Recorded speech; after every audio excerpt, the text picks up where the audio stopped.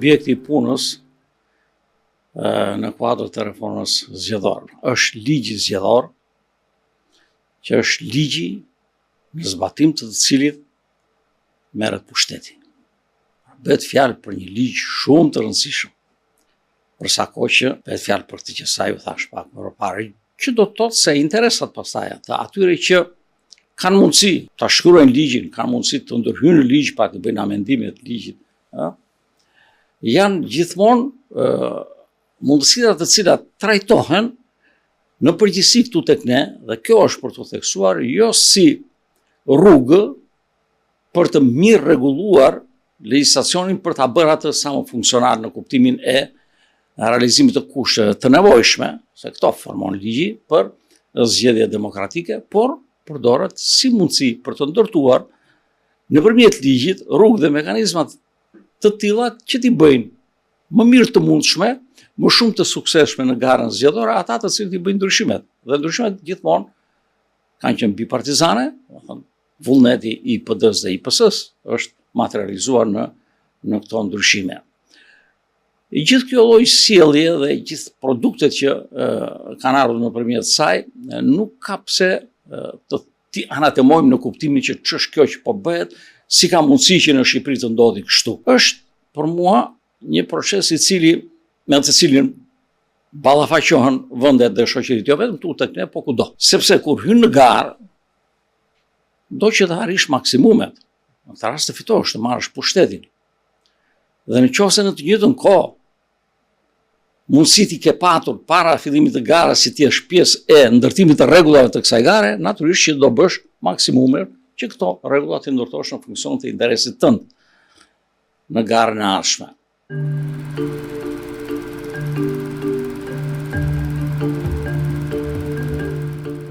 Tek vendet që janë në proceset e zhvillimit të kulturës demokratike, atje ku procesi zgjedhor konsiderohet garë midis garuesve dhe jo si mundësi për mirë rregullimin e funksionimit të shoqërisë demokratike, pra si mundësi për të ushtruar në mënyrë sa më të mirë të mundshme dhe sa më shumë efektive atë të drejtë që ka qytetari që në Kushtetutën e Republikës shkruhet është ai i cili me votën e tij sovrane vendos për atë se si dhe prej kujt do të qeveriset nesër vendi dhe ai vet. Pra mungesa e një kulture të formosuar demokratike dhe një sjellje shkakton dhe këtë sjellje e cila krijon probleme natyrisht. Dhe tek ne, po që se i shikon proceset zgjedhore me radhë paraprirjen e tyre nëpërmjet reformave zgjedhore, vazhdimisht e kemi prezente këtë gjë, natyrisht jo me të njëjtin intensitet, ka patur raste kur intensiteti ka qenë jashtëzakonisht i madh, me efekte, dhe unë do të thosh janë efekte negative, për gjithçka që ka merrin përsipër të bënë dhe si e bën ata që patën të drejtën PD-ja dhe PS-ja, dhe në disa raste të tjera pastaj me efekte ndoshta të pandijshme, por që kanë ndikuar në mundësinë për arritjen e standardeve në proceset demokratike.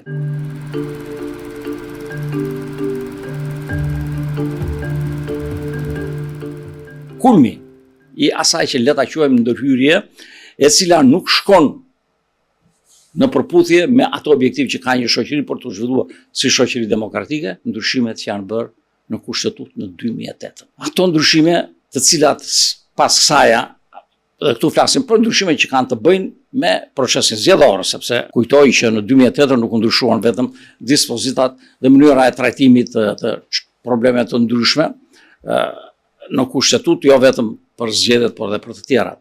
Ndryshimet që u bën në Kushtetutë dhe pastaj zbatimi i këtyre ndryshimeve në reformat zgjedhore të radhës, në hartimin e kodit zgjedhor dhe pastaj në reformat zgjedhore të radhës, kanë treguar për mua deri sot se karakteri bipartizan i proceseve reformuese të kodit zgjedhor është problematik në kuptimin e produktit që ai sjell. Bipartizan i realizuar si i tillë duke përjashtuar të tjerat forcat politike, por shumë më tepër sa kaq duke përjashtuar pjesën tjetër jo politike të shoqërisë tonë, na ka sjell në atë që ne deri sot nuk kemi arritur që të realizojmë procese zgjedhore të cilat të mund të kenë patur produkte të mirë vlerësuara dhe që kanë mirë funksionuar në kuptimin e asaj se si duhet funksionojë dhe çfarë duhet sjellë demokracia përfaqësuese.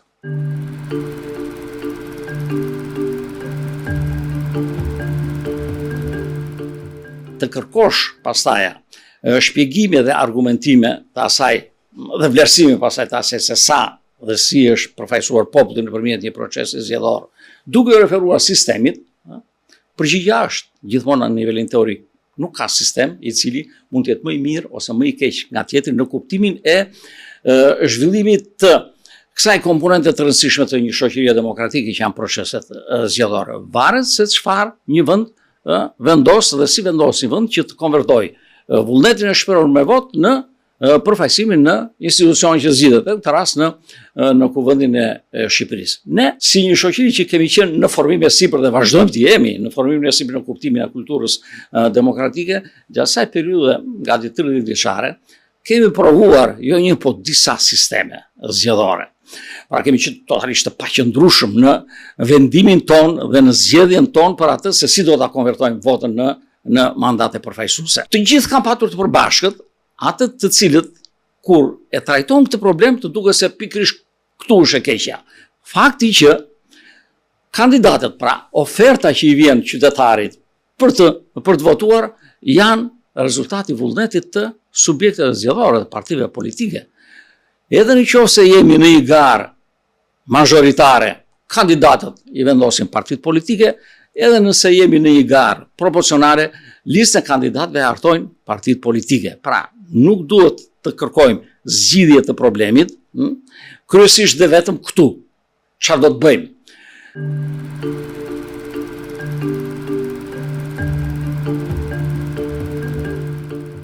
Natyrisht, Kushtetuta e Republikës ka krijuar edhe një mundësi tjetër, por që asnjëherë nuk është përdorur si e tillë, sepse mënyra se si është shkruar në kodin tonë zgjedhor, zbatimi i kësaj të drejtë e ka bërë pothuajse të pavlefshme këtë dispozitë kushtetuese, dhe cila është në Kushtetutën e Republikës së Shqipërisë përcaktohen 2 subjekte që kanë të drejtën që të propozojnë kandidat për gara zgjedhore, partitë politike dhe qytetarët. Partitë politike garojnë o me kandidatën nëse kur kanë qenë sistemet majoritare në zonat të zgjedhore njëmërore, ose me lista zgjedhore kur ka qenë sistemi proporcional që mjedisin zbatoi realizohej në procesi zgjedhor. Kurse qytetarët të gjitha rastet ju është dhënë drejta në kodin zgjedhor të garojnë vetëm me një kandidat pavarur. Pra shumë ndryshe nga sa subjekti që në aspektin kushtetues është i barabartë me të partitë politike. Partitë politike s'kan dashur ato që kanë hartuar kodin zgjedhor, asnjëherë s'kan dashur që të krijojnë hapësira edhe për qytetarët për të garuar dhe ata me lista. Ky është një ndër problemet, do të thosha unë, që ja vlen të trajtohet dhe të diskutohet edhe në kuadër të kësaj reforme zgjedhore që jemi duke zhvilluar ose që dëshirojmë dhe synojmë që të zhvillojmë si shoqëri dhe në veçanti kuvendi i Shqipërisë si detyrë që ka. Nuk di se mund të realizohet një gjë e tillë, mund të plotësohet pavarësisht nga kërkesat e bëra, por është do të jetë një rrugë e cila çfryn në një farë mënyrë atë mllafin le ta them ne, që neve i adresojnë partive politike si përgjegjëse të cilat nuk na japin mundësi që ne të shprehim vullnetin tonë ashtu siç duam.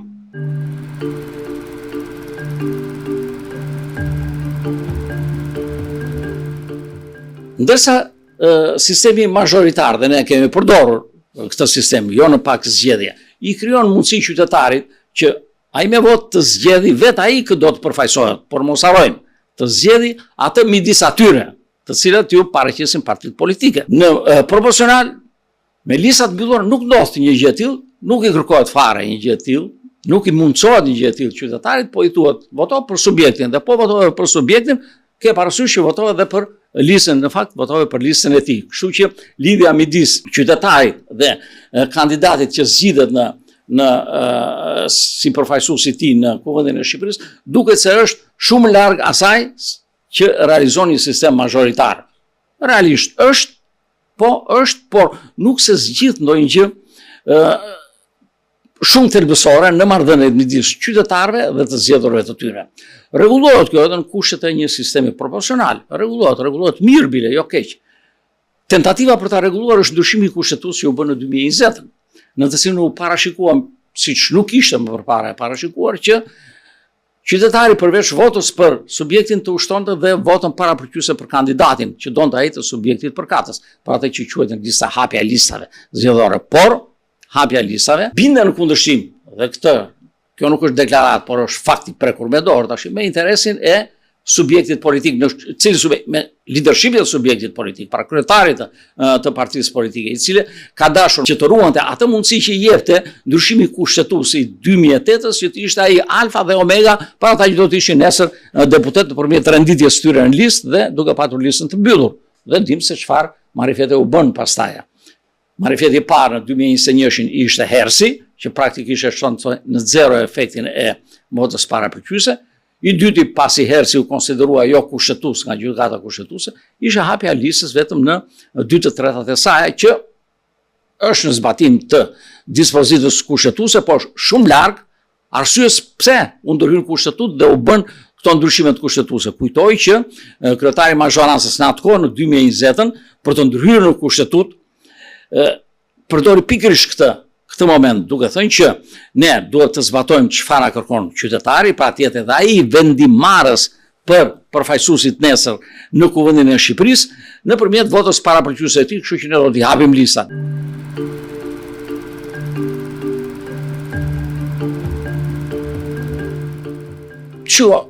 Në aspektin e ballafaqimit me qytetarit, që çfarë të kërkuam dhe çfarë bëre, ka qenë i sinqert. Sepse ka thënë, ora nuk e duam në këtë gjë. Është shperon në mënyrë të sinqertë. Jo ne që nuk e duam, por nuk e do asnjë nga partitë politike, dhe kjo është shumë e vërtetë. Asnjë nga partitë nuk e do, përveç se këtyre partive të reja politike, të cilat dhe ato mendonin se jo se në thelb në subkonsciencën e tyre ishte pikërisht kjo gjë që nuk e duam, por për ta përdorur si mundësi për të qenë sa më afër qytetarëve për të marrë sa më shumë vota, thoshin ne jemi për votimi me lista 100% të hapura.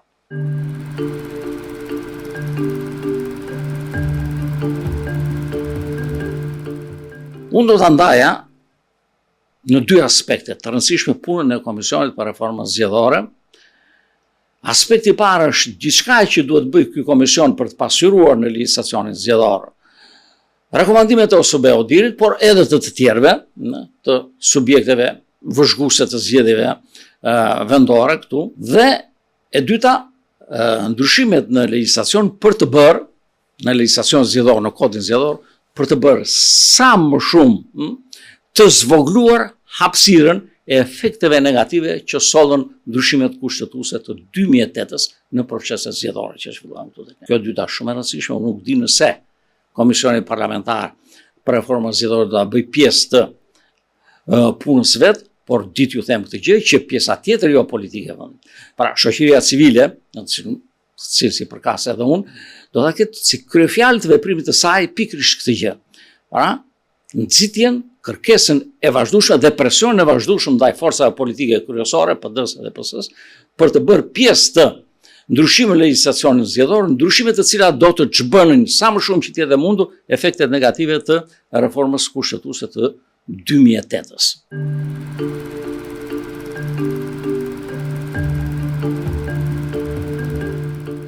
Në 2008-ën u vendos që zgjedhjet në Shqipëri të zhvillohen sipas sistemit proporcional rajonal. Dhe në kushtetut ka patur dy dispozita të cilat rregullonin mënyrën e zbatimit të këtij sistemi në Shqipëri. Dispozita e parë e cila thoshte, për efekt të zgjedhjeve parlamentare në Shqipëria duhet të ndahet në njësi zgjedhore duke u referuar një ndër ndarjeve territoriale administrative të vendit. Që do të thotë, në kodin zgjedhor duhet të përcaktojë në sa njësi zgjedhore do të ndajë Shqipëria, por duke plotësuar këtë kushtetues. Ndaj dhe Shqipëria u nda në 12 njësi zgjedhore, në 12 qarqe. Mund të ndajë në 61 njësi zgjedhore që ishin 61 bashkisë. Nuk ishte tjetër rrugë përveç se këto. Një nga ato dy ose zgjodh 12 qarqe. Një e dyta. Në kushtetut ishte shkruar subjektet politike që regjistrohen në Komisionin Qendror të Zgjedhjeve, pra partitë që regjistrohen në Komisionin Qendror të Zgjedhjeve, paraqisin lista kandidatësh për çdo njësi zgjedhore. Pasi lista e kandidatëve miratohet nga Komisioni Qendror i Zgjedhjeve, ajo nuk mund të ndryshohet. Pra lista ishte 100% e mbyllur, nuk mund të ndryshohet dot. Në këto kushte, nuk bëhet dot asnjë gjë në kodin zgjedhor për të zvogëluar efektet negative të këtyre dy kërkesave kushtetuese, të cilat treguan që ndarja e Shqipërisë në 12 njësi zgjedhore bëri që një numër i konsiderueshëm votash të qytetarëve të mos të materializohet, të kthehen dot në mandate në Kuvendin e Shqipërisë për këtë arsye, sepse ishte vota e tyre ndarë në shumë rajone, pra në 12 rajone. Dhe nga ana tjetër, ishte e pamundur që qytetari të mund të shpërhej me votën e tij për atë që donte ta shifte nesër si përfaqësues në Kuvendin e Shqipërisë, sepse nuk mund të ndryshojë lista e miratuar e subjektit zgjedhor. Ndryshimet bëheshin vetëm për efekt të vakancave pastaj, po është tjetër gjë.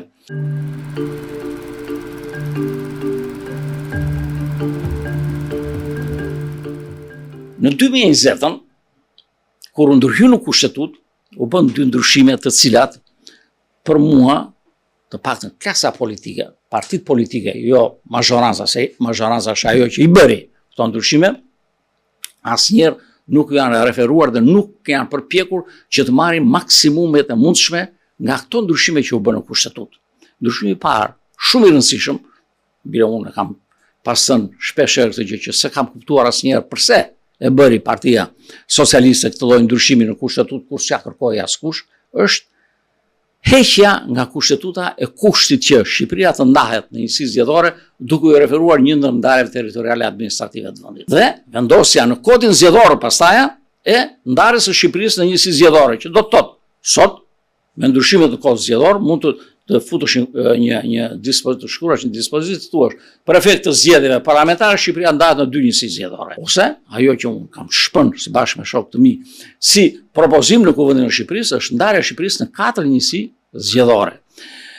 Secila prej këtyre njësive do të ketë, në qoftë do të mbetim në 140 deputet, më shumë se sa gati 30 ose më shumë se sa 30 deputet, dhe ndryshimi i dytë kushtetues që u bën atko ishte mundësia për të votuar me votë parapërgjithëse, pra hapja e listave, dhe partitë politike, si thash, asnjëherë nuk e përdorën në maksimum këtë gjë për të marrë efektin maksimal në kuptimin e lidhjeve midis vullnetit të qytetarëve dhe përfaqësuesit të tij në Kuvendin e Shqipërisë. Në zgjedhjet e 2021-shit listat ishin 100% hapura. Pra zgjedhësi mund të votonte për këtë donte nga kandidatët e listës së subjektit përkatës. Por ama vendosja hersit, pra 10.000 vota që të mund të konsiderohesh pastaj për turire nditur, e bëri pothuajse 0 votën parapërgjithëse. Në 2025 u bë një marifet tjetër. Për sa kohë që hersi u konsiderua jo kushtetues, atëherë u ra dakord PD-ja dhe PS-ja, ran dakord që 1/3 e listës të ishte e mbyllur. Gjë që po ashtu e bëri shumë pak efektive votën parapërgjithëse të zgjedhësve.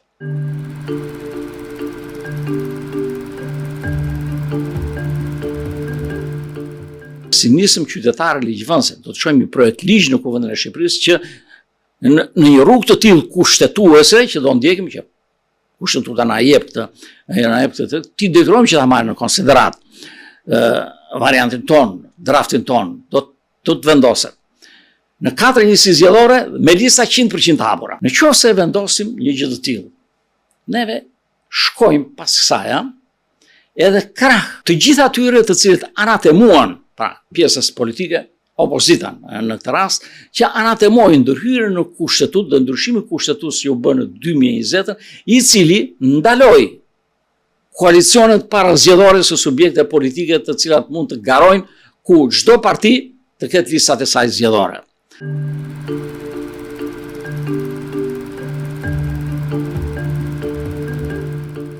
Në qoftë se ne veprojmë kështu, si shumë po them, pra në 4 njësi zgjedhore dhe me lista 100% hapura, ky problem, pra ky defekt i cili dha goxha efekte në zgjedhjet e 2021-shit, krah edhe për Partinë Socialiste, pastaj fillon të sfumohet efekti i tij negativ. Pse? Në një listë zgjedhore me 40 kandidatë, siç mund të jetë njësia zgjedhore, po e jugut të Shqipërisë, me 40 kandidatë, të gjithë partitë që bëhen bashkë në një koalicion, vendosin kandidatë të tyre, Ka një, këto partit që janë partit e reja, partit e vogla, apo edhe sikur të vënë 40, maksimumi për një kandidat llafosin, kaq marrin dot më shumë. Pra, vendos një ose dy të tu, kandidat të tu, dhe kërkoj të gjithë antarësisë dhe gjithë mbështetësve të tu që me votë para përqyse të japin këtij kandidati. Që do të thotë, votat që merr kandidati janë votat që tregojnë fuqinë elektorale të partisë. Kështu që pse të kërkojmë që fuqia elektorale të duket vetëm nëse unë do të garoj më vetëm me një listë me 40 emra, kur kjo del shumë mirë edhe me një listë të përbashkët me tjerë ku ti ke kandidatin tënd. Natyrisht, cili është problemi? Problemi është ky që nëse do të kishim subjekte, koalicione ku çdo parti kishte listën e vet, lista do të kishte të siglën e partisë. Kurse këtu lista e përbashkët do të garoj me një siglën e koalicionit. Por zgjidhja që është bërë sot në kodin zgjedhor, i referohem asaj zgjidhje e sfumon dhe ajo këtë efekt negativ, mungesën e siglës direkt, sepse thuhet kandidati XY i partisë filan. Pra dihet se ky është i kësaj partie. Voto për këtë kandidat, ke votuar për partinë.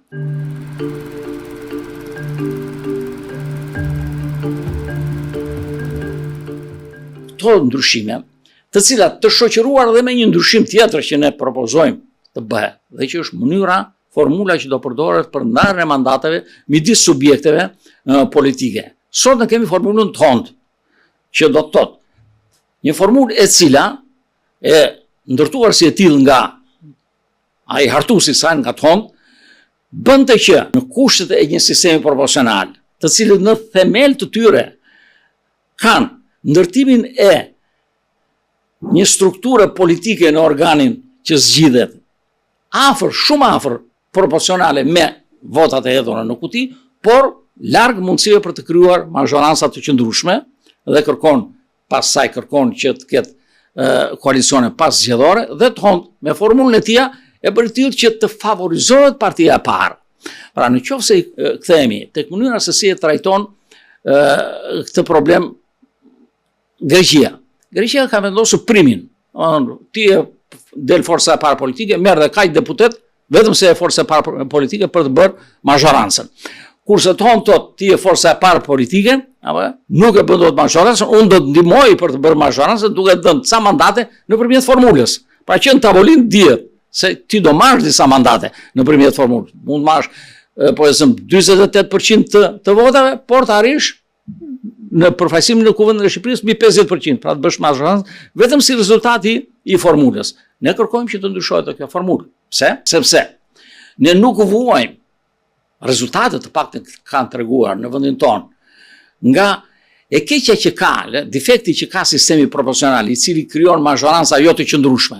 Ne me këtë sistem ke krijuar jo mazhoranca të qëndrueshme, po jashtëzakonisht të forta. Pra ne problemin e kemi që edhe me gjithë se jemi në sistem proporcional, mënyra se si zbatohet sistemi proporcional tek ne bën që të jemi larg një produkti proporcional me atë vullnet të shperon në kutitë e votimit. Për ta rregulluar këtë, to dy të para që thash, ndryshimet dhe ndryshimi i tretë, formula TOND të sfonsohet me një formulë tjetër që quhet formula Santegy, ku pjesohet jo me 1 2 3 4 5, po me numra tek 1 3 5 e kështu me radhë, dhe kjo favorizon partitë e dyta, të treta, të katërta e kështu me radhë në ndarjen e mandateve, ose zvogron shumë më tepër efektin negativ të përfitimit të mandateve jo nga votat e tuaja, po nga votat e tjera të cilat nuk konvertohen dot në mandate. Ky është problem shumë i rëndësishëm, dhe shumë i vështirë për të pranuar nga dy partitë politike, por i domosdoshëm për të realizuar, për ta bërë funksionale demokracinë përfaqësuese këtu tek ne. Dhe duke bërë funksionale demokracinë përfaqësuese, do të thotë të krijojmë kushte vetes si shoqëri për të zhvilluar shumë më mirë se sa dhe për të realizuar zgjidhje shumë të mira se sa këto që kemi mundur dhe kemi realizuar deri sot.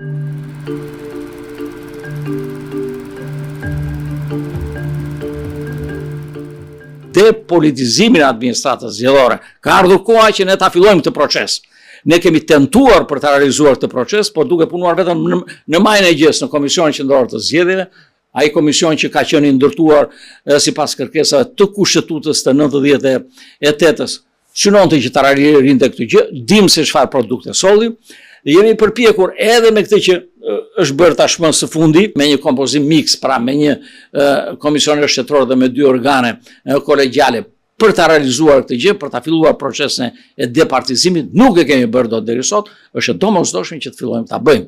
Ashtu sikurse ne në aspektin e administrimit të votave jemi në kushtet kur duhet të shohim se si duhet veprojmë për nxjerrjen e rezultateve. Mos vazhdojmë të jemi peng i kohës, por ta nxjerrim rezultatin politik të paktën në qendrat e votimit.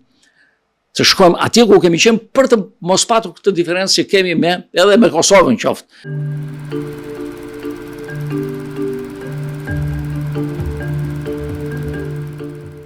Problemi i financimit, po ashtu të partive politike dhe të fushatave zgjedhore të tyre në veçantë është problem shumë i rëndësishëm. Në dijenin time është Komisioni Parlamentar i Reformës Zgjedhore tashmë ka thënë që ne shumë shpejt do ta kemi një draft ligj për financimin e partive politike, të shohim se çfarë produkti do të sillin, se kështu kanë thënë edhe në fillim të dhjetorit, që në fund dhjetorit do ta kishim këtë ligj, po për këtë ligj po se patëm të shpresojmë që do ta kemi. Pra problematikat që lidhen me mënyrën e zbatimit të një legjislacioni zgjedhor për të realizuar më mirë apo më pak mirë standardet kushtëzohen nga mënyra se si do të zgjidhen në aspektin ligjor, problemet që kanë të bëjnë me rekomandimet e OSBE-ut dhe me gjithçka na kemi vëzhguar që nuk ka shkuar mirë, por përkundërzi ka shkuar keq në proceset zgjedhore.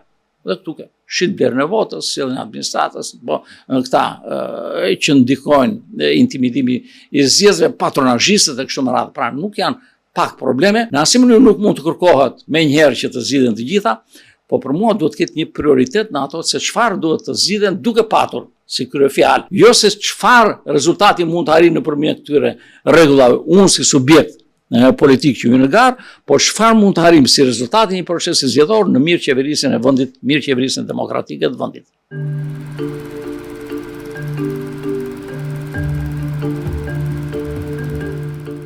Ndryshimet e fundit që u bën për mënyrën e zbatimit të hapjes së listave, këtë tregoj apo bën diçka që ju konvenionte vetëm atyre. Po të i referohemi historisë, janë po të njëjtë aktor, bile po të njëjtë njerëz apo janë. Nuk ka pse të themi pasaj që tashmë këta pardia kalon ylberën dhe do të bëjnë një gjë ndryshe. Jo, jemi të ekspozuar përpara përsërisjes së të njëjtës situatë, por të konstatosh këtë gjë, nuk e thënë asnjë gjë për mua. Por nëse pas këtij konstatimi nuk vjen veprimi. Dhe se është kështu, po ju vë në dieni juve dhe atyre që na ndjekin në një grup qytetarësh jemi bërë bashkë në siglën veprimi qytetar për demokracinë përfaqësuese. Nëpërmjet këtij veprimi ne do synojmë që të bëhemi sa më shumë minimumi 20.000 veta për të çuar 20.000 zgjedhës shqiptar për të çuar në Kuvendin e Shqipërisë një draft ligj në të cilin përmbahen të gjitha ato që unë ju thash, me synimin që si shoqëri civile ne të adoptojmë dhe të realizojmë një sjellje ndryshe nga ajo që kemi realizuar deri sot, sjellje e cila deri sot ka qenë vëzhgojmë, vlerësojmë, propozojmë dhe dërgojmë dhe presim se çfarë do bëjnë pastaj. Kështu kemi vepruar deri sot në të gjitha. Ndaj në Kuvendin e Shqipërisë ke sa dush propozime për si duhet trajtohet një çështje ose një çështje tjetër në kuadër të reformës zgjedhore. Jo, ne synojmë që të bëhemi të gjithë bashkë, të prodhojmë një produkt i cili të jetë i gatshëm për të trajtuar pasaj në aulën e Kuvendit dhe jo në Komisionin Parlamentar për Reformën Zgjedhore.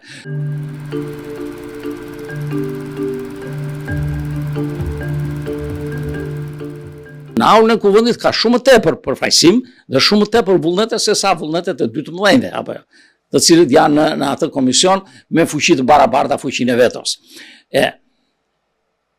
Në qoftë se këtij veprimi qytetar do t'i shtojmë ose do të kërkojmë që komponente e tij atje edhe presioni i vazhdueshëm ndaj klasës politike për të bërë ato ndryshime që ne do propozojmë që duhet të bëhen legjislacion zgjedhor, shpresojmë se mund të realizojmë diçka ndryshe nga ajo që është bërë deri sot. Natyrisht unë nuk jam dhe ja u kam thënë dhe kolegëve të mi asnjëherë në kushtet kur të them që këtë që po bëjmë ne, kjo do të na çojë në zgjidhjen e problemit. Jo, këtë që po bëjmë ne do të na çojë në fillimin dhe ecjen në mënyrë të suksesshme drejt rrugës për të formuar kulturën e sjelljes ndaj të drejtave dhe nevojave që ne kemi për të ndërtuar rregulla që të mirë qeverisemi, rregulla që demokracia tek ne të funksionojë në mënyrë sa më reale.